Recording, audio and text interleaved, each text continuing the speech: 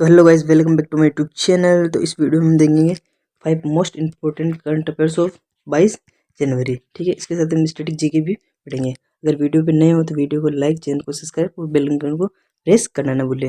तो बिना video there के चलो वीडियो स्टार्ट करते हैं। ठीक है, फर्स्ट क्वेश्चन पढ़ेंगे। हाल ही में यूएई की एडियानोसी गैस ने किसके साथ एलएनजी सप्लाई की डील की है? ये की है option B, Hindustan corporation limited के साथ। ठीक है, अब इसमें देखेंगे एडीएनओसी की जो फुल फॉर्म वो क्या है? Abu Dhabi national oil company है। ठीक है, ये कहाँ की है? ये यूएई की है। ठीक है, इसके साथ साझा कर रही है एग्रीमेंट, किसके साथ कर रहा है? एचपीसीएल के साथ। एचपीसीएल क्या है? Hindustan petroleum corporation limited. ठीक है, इसमें अब आप देखोगे एलएनजी। एलएनजी की फुल फॉर्म क्या है? लिक्विड नेचुरल गैस है। ठीक है, अब ये कितना मतलब एक 1 ईयर के अंदर कितना सप्लाई करेगी? ये करेगी 0.5 मिलियन टन प्रति ईयर, मतलब हर साल ये इतना टर्नओवर करेगी। ठीक है, नेक्स्ट देखेंगे हम सौदा। ये सौदा के मतलब जो एग्रीमेंट हुआ ना, कितना मतलब कितने रुपए का हुआ था? ये हुआ था 2.5 से 3 बिलियन डॉलर का, मतलब 2.5 से 3 बिलियन डॉलर। ठीक है, अभी कितनी साल तक सप्लाई करेगा? उसका कुछ टर्नओवर तो रहा होगा ना, कि मतलब 5 साल 10 साल, तो ये केवल 10 साल तक यूएई उसको शामिल करेगा। ठीक है, ये घोषणा किसने की? ये यूएई की राष्ट्रपति ने की, जिनका नाम क्या है? मोहम्मद बिन जायद उल, ये नाम है। ठीक है, और इन्होंने कब की? जब ये भारत अपनी यात्रा के दौरान आए थे तब की थी। ठीक है, अब यूएई से रिलेटेड जो अदर फैक्ट है वो भी देखते हैं। ठीक है, यूएई की राजधानी क्या है? अबू धाबी है। इसकी जो करेंसी है वो क्या है? दिरहम। जो अबू धाबी है ये कितनी रियासतों से मिलकर बना हुआ है? ये 7 रियासतों से मिलकर बना हुआ है। नेक्स्ट क्वेश्चन देखेंगे हम। तो हमारा दूसरा क्वेश्चन है, हाल ही में चर्चा में रही बीबीएनजी संधि का संबंध किससे है? इसका संबंध है उच्च समुद्री संधि से। ठीक है, अब देखेंगे बीबीएनजी, इसकी फुल फॉर्म क्या है? इसकी फुल फॉर्म है बायोडाइवर्सिटी बियॉन्ड नेशनल जुरिडिक्शन से। ठीक है, ये क्या है? एक हाई गीस ट्रीटी है।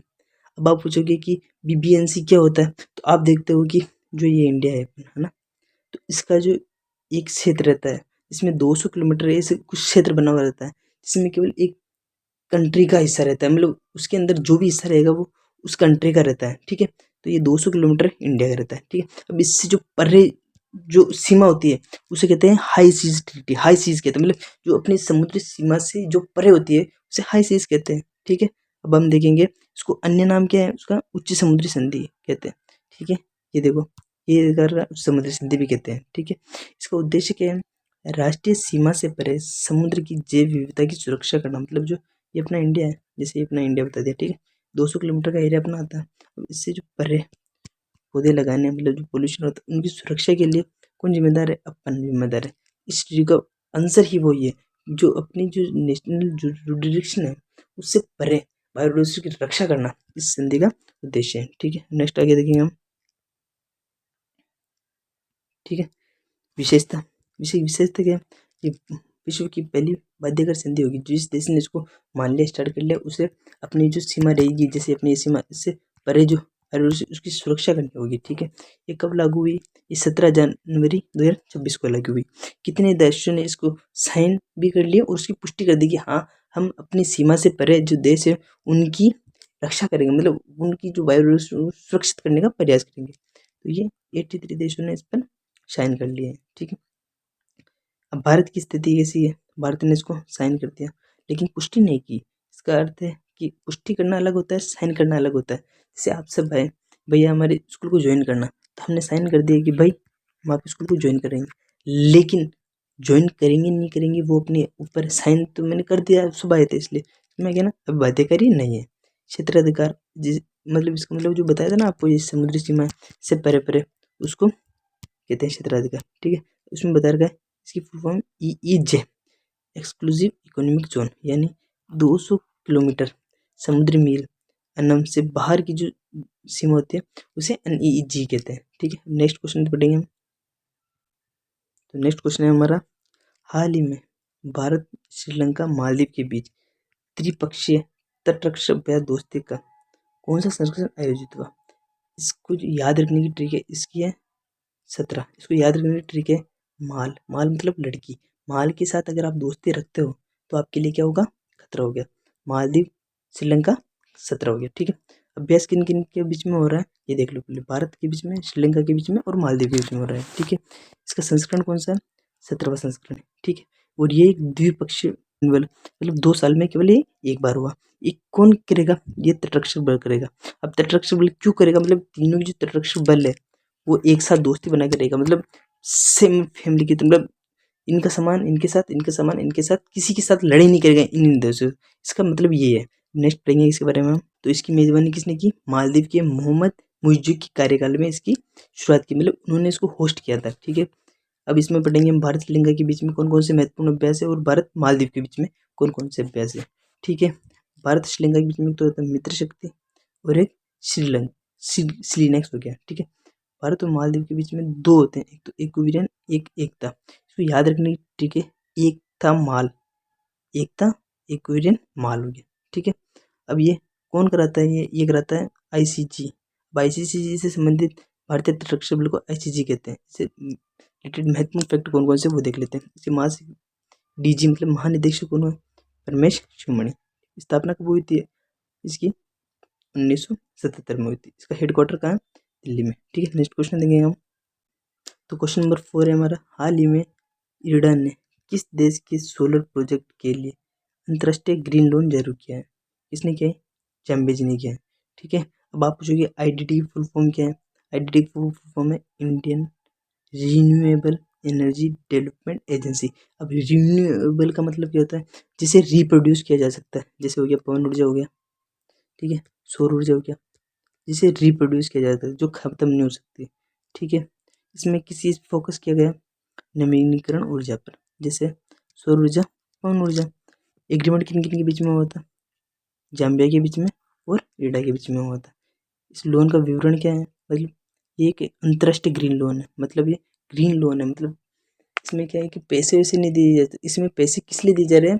ताकि सौर ऊर्जा प्लांट विकसित कर सकते हैं। इसके बारे में आगे देखेंगे हम। तो इसमें 22 मिलियन की राशि दी जाएगी। इसके बारे में देखते हैं। तो इसको क्या करना है? 22 मेगा वोल्टिक सोलर प्रोजेक्ट की स्थापना की जाएगी। ठीक है, और जो जाम्बेजी है, जाम्बेजी, इसमें जो ये लोन दिया गया है जाम्बेजी को तो नहीं दिया हुआ है। जाम्बेजी में किसको दिया गया है? ये जो जाम्बेजी में स्वर्ण सोलर्स लिमिटेड को दिया गया। तो ये करेगा क्या? पवन ऊर्जा सौर ऊर्जा की जो स्थापना है ये करेगा। ठीक है, अब जाम्बेजी के बारे में जो इंपॉर्टेंट फैक्ट है वो देखेंगे। ठीक है, जाम्बेजी की कैपिटल मतलब राजधानी कौन सी? लूसाका है। कौन सी नदी के किनारे बसा हुआ है? जाम्बेजी की नदी के किनारे। जाम्बेजी नदी पे कौन सा बांध है? करीबा बांध है। ठीक है, जाम्बेजी और जिम्बाब्वे के मध्य सीमा बनाने वाली नदी कौन सी है? वो भी जाम्बेजी नदी है। ठीक है, लास्ट क्वेश्चन देखेंगे 5वां। तो हमारा 5वां क्वेश्चन है, हाल ही में रिस्पॉन्सिबल नेशनल इंडेक्स 2026 में भारत ने कौन सा स्थान हासिल किया है? भारत ने हासिल किया है 16वां। ठीक है, अब इससे रिलेटेड वो देखेंगे हम फैक्ट। इंडेक्स का नाम क्या है? Responsible national index 2026। ये फर्स्ट टाइम रिलीज हुई है। ठीक है, जारी किसने की? वर्ल्ड इंटेलेक्चुअल फाउंडेशन द्वारा फर्स्ट टाइम जारी किया गया था। ठीक है, इसका बेस क्या, मतलब किस बेस पे इसको रैंकिंग दे रहे हैं वो देखते हैं। पर्यावरण जिम्मेदार, मतलब पर्यावरण में कौन कितना भागीदार है उसके आधार पर। वैश्विक सहयोग, मतलब वैश्विक उदारीकरण, इनमें कौन कितना सहयोग कर रहा है। ठीक है, और आंतरिक शासक, जो अपना जो कॉन्स्टिट्यूशन है उसमें मतलब जो आंतरिक मतलब भारत जिससे कौन सा भी देश है उसके अंदर जो शासन है व्यवस्था है उसके वो कैसी उसके आधार पर। ठीक है, इसमें कुल देश 154 शामिल है। शीर्ष पे कौन है? सिंगापुर। भारत का स्थान है 16वां। ठीक है, और अंतिम स्थान 154वां है, कौन सा है? मध्य अफ्रीकी गणराज्य का। ठीक है, इससे रिलेटेड और अदर सभी फैक्ट देखते हैं हम। तो इससे रिलेटेड जितनी भी महत्वपूर्ण रैंकिंग उन सभी को देख लेंगे। 96वीं रैंक भ्रष्टाचार में, 38 नवाचार में, 71 ऊर्जा में, थर्ड एशिया में। दो बार कैसे? 71वीं जो रैंक है ऑल इंडिया में, लेकिन एशिया में थर्ड है। फोर्थ किस में? फायर पावर में। 130 मानव विकास सूचकांक ह्यूमन डेवलपमेंट इंडेक्स में, 133वीं जेंडर गैप में, 151 प्रेस स्वतंत्रता में, 115 शांति में, 118 खुशहाली में, 80 हेनली पासवर्ड इंडेक्स में। ठीक है, 102 बुक मेरी। इसमें कुछ इसको ट्रिक से याद करने की ट्रिक बताऊंगा मैं आपको। फर्स्ट है इसमें कुछ इसमें एक तो है 71, इसको याद रखने की ट्रिक है। अगर कोई लड़का लड़की साथ में एक होते हैं तो ऊर्जा निकलती है उसमें, ऊर्जा ट्रांजेक्शन होती है एक दूसरे में। तो ये 71 हो गया। फायर पावर को याद रखने की ट्रिक है, 4 बंदे ऐसे ऐसे ऐसे ये पकड़ के किसी को उठा के लेके जा रहे हैं मरने के बाद, तो 4 आग लगा सकते हैं, तो फायर पावर में 4 हो गया। अब 130 को याद रखने की, मानव विकास कर रहा है तो विकास कैसे 0 से स्टार्ट करेगा, तो 0 से स्टार्ट हो गया। ठीक है, 131 इसको याद रखने की ट्रिक है, हर बंदा चाहता है कि जिसको बच्चों के बीच में गैप हो, तो क्या था 3-3 साल का गैप होना चाहिए। ठीक है, एक के बाद 3 वापस, एक के बाद 3, समझ में गया ना। अब एक खुशहाली, इसको याद रखने की ट्रिक है, हटाओ यार मुझे कुछ चाहिए, कुछ लेना है, हटाओ का मतलब 8 हो गया। ठीक है, भूख मेरे को याद रखने की ट्रिक है, एक बंदा है उसके पास कुछ नहीं है, तो क्या कुछ दो कुछ दो, एक बंदा एक हो गया, कुछ नहीं है मतलब 0 है, 2 मतलब 2, 102। ठीक है, अगर वीडियो अच्छी लगी हो तो वीडियो को लाइक, चैनल को सब्सक्राइब और बेल आइकन को प्रेस करना ना भूले।